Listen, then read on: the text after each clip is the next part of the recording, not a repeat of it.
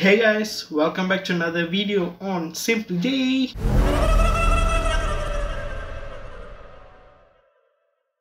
Alright, so for today we are actually going to talk about all the new things in the newly launched facelifted 2022 Perodua Myvi.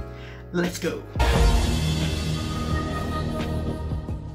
Okay, so for this particular model, the facelift is clearly has been shown on the outside and the inside as well. So as for the exterior design, I'm not a huge fan of the front design because I feel that the older model, which was the pre-facelift model, actually has a better face. But this is actually was done to make sure that it can be like integrated with the X-Team design that was shown in the claims before when they actually unveiled the Myvi GT. As for my opinion about this car's design, the first impression was a mixed impression for me because for me, I personally don't love the design that much, but I do welcome the new feature of the daytime running light that is now replacing the fog lights, which is also a minus point because you're no longer getting a fog light. So I don't know, it's like a give and take policy. Some people might love it, some people might hate it, but it's just my opinion. For a hatchback and also the icon of Malaysia, this grille seems to be like extra large for me. So that's about it. And as for the side profile, nothing has changed much besides from the side mirror now uses a black design instead of using the body color. So this is more or less to make it streamlined with the new Ativa's design philosophy. As for the rear, everything is same except for the bumper, as the bumper now gets a new design. This makes the car feels more rugged and makes the design at the front and the back feels more connected. So that's for the outside. And also mentioning about the rims also has been kept the same design from the pre-facelifted model, which is kind of a lame decision because usually every single facelift there will be new sportier design of rims, but I guess maybe Perodua thinks the rims are too good, so they're just keeping it.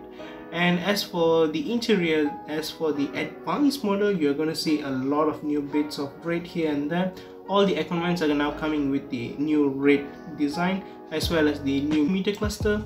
So this particular design looks refreshing and new, but I can't avoid the fact that it actually looks very similar, or matter of fact like 100% similar to what Daihatsu is offering in their new Xenia model in Indonesia. So I'm not sure what to say about that. But anyways, the design looks good and really fits Myvi's interior. And a new addition to this model is the steering wheel, because now it has been taken from Ativa. Now although the advanced model does seems to be lacking some buttons because there are blank buttons here and there, but I think most of the features has been included in this car. More on that later, but for now let's talk about the seats. The seats on the AV is now completely leather, which compared to semi-leather on the pre-facelifted model. So they're using the red and black accent here with the more red touches here and there to make sure the car feels a bit more sportier from the inside. So the front seat and the rear seat all are getting the same color theme, red and black, but the similar problems from the pre-facelifted model, which was the rear seat feeling like a bench, as well as no rear icon vents and no armrest, still there. No changes about that, the problem still exists. And as for the steering wheel, it's still being maintained with the tilting only, no telescopic kind of like front and back steering wheel design.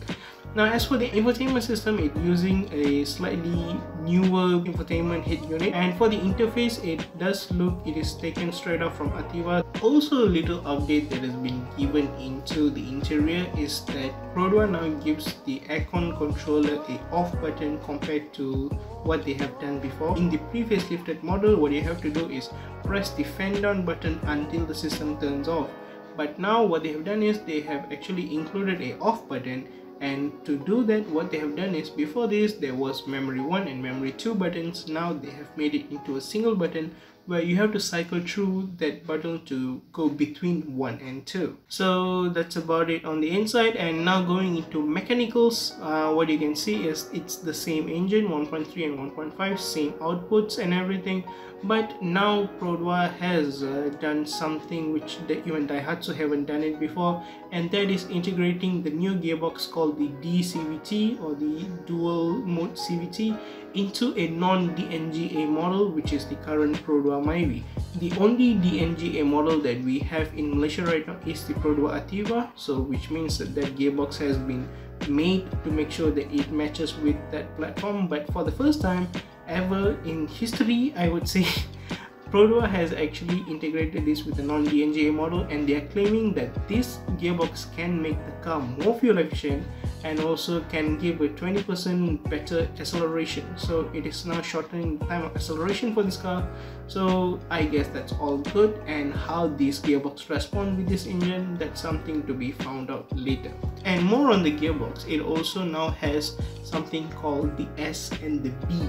So this replaces the 3 and the 2 which we saw before this on Perodua models on the 2nd gen and the 3rd gen pre-facelifted model. S stands for sport mode, while the B stands for braking mode. In other terms, to make sure you guys understand, S is basically where the overdrive off mode kicks in. In this particular mode, it's always recommended for like overtakings, or maybe to give a more sportier drive, where it actually holds the gear to shoot up the RPM a little more to give you a more sportier driving experience. Now as for the B, it stands for braking, where it's basically using a lower gear when you're going downhill.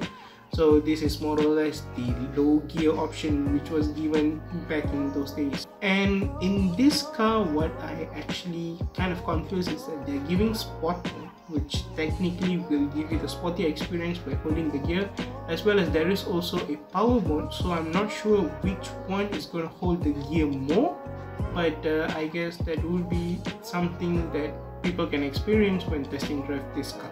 Now as for the safety features, the top spec model actually gets an ASA 3.0 that also includes adaptive cruise control as well as lane keep warning assist and everything. Now as for the lower variants, there will be only one variant without the safety features, and that is the 1.3G. You can also get this 1.3G with ASA 3.0, but still the ACC or the adaptive cruise control with the lane keep assist, everything has been kept for the top spec model. What's even new for the AV model is that the dash cam, which also a first for a Myvi but not a first for Perodua. So next we are going to talk about the price. So as for the price, the Myvi starts with the base 1.3G without the ASA 3.0 system, or also currently known as the Perodua Smart Drive Assist PSDA. So the price is 45,700, and as with the ASA 3.0, it's 47,700, which is a 2,000 ringgit jump. And then there's Myvi 1.5X, a new variant replacing the 1.3X before this, at the price of 49,900, which is a 2,200 ringgit jump compared to the 1.3G with ASA 3.0. Next we have the 1.5H, which is a 53,900, which is technically a 4,000 ringgit upgrade compared to the 1.5X. And then we have the AV, which is priced at 58,800 ringgit, which is an almost 5,000 ringgit jump compared to the 1.5H. Now please bear in mind that these prices actually come with the 0% SST, which will be until June 2022. So after June 2022, if this 0% tax exemption is not being extended, the price of the Myvi can reach 60,000 mark. But still, this is still a worthy price with all the safety features that has been given with the car. In my opinion, this car definitely is a good buy until now. Matter of fact, this is like a recommended default car for many Malaysians out there. So I think you can keep on still buying this car, because despite I'm not sure with the front face design, the price and the value that's being offered by Perodua with this new Myvi is just really awesome. Despite having the price hike, this is still a really worthy car. You're getting all the new level 2 autonomous driving spec under a 60,000 mark at the moment. That's just crazy, because about like 10 years ago, this is something that we can be found in a 200,000 ringgit car or 100,000 ringgit car. So this is really something incredible done by Perodua. So hats off to you guys, and I hope that you guys will keep up doing all this good stuff. So that's all for this video. Hope this video be beneficial for you guys. Don't forget to like, comment and share this video. Subscribe to Simply J for more videos in the future. I'll catch you in the next one. Bye bye.